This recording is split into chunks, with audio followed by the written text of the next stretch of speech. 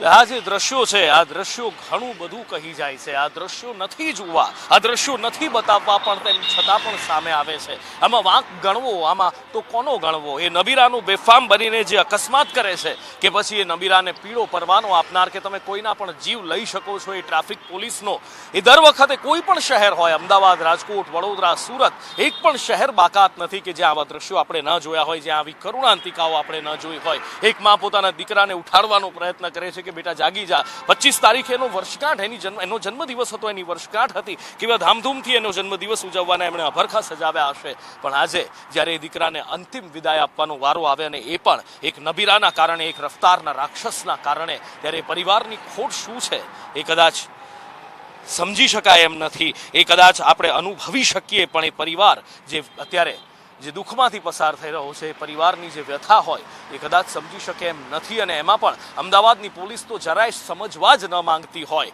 એવું લાગે છે। બાકી આ રીતે પોલીસ ચોકીની સામે આવી રીતે અકસ્માત થઈ જાય, 80 ફૂટ એ યુવાનને ઘસડી દીધો અને 80 ફૂટ ઘસડ્યા પછી એ આબાદ અહીંથી ફરાર થઈ જાય છે, એ રફતારનો રાક્ષસ। અને પછી પોલીસ સવારે 10 વાગે જાગે છે, જ્યારે મીડિયામાં જોવે છે કે અરે અમદાવાદ અકસ્માત થઈ ગયો, એક લેવાઈ ગયો, અને પછી પોલીસ એમાં આશા શું રખાય કે આખરે આવા અકસ્માતો અટકશે? આવી રીતે આ રફતારનો કહેર અમદાવાદ, વડોદરા, રાજકોટ જેવા સુરત જેવા શહેરોની અંદર અટકશે? એ સવાલ હજી ત્યાંનો ત્યાં જ ઊભો છે અને લાગતું નથી કે ક્યારે એના જવાબો મળશે।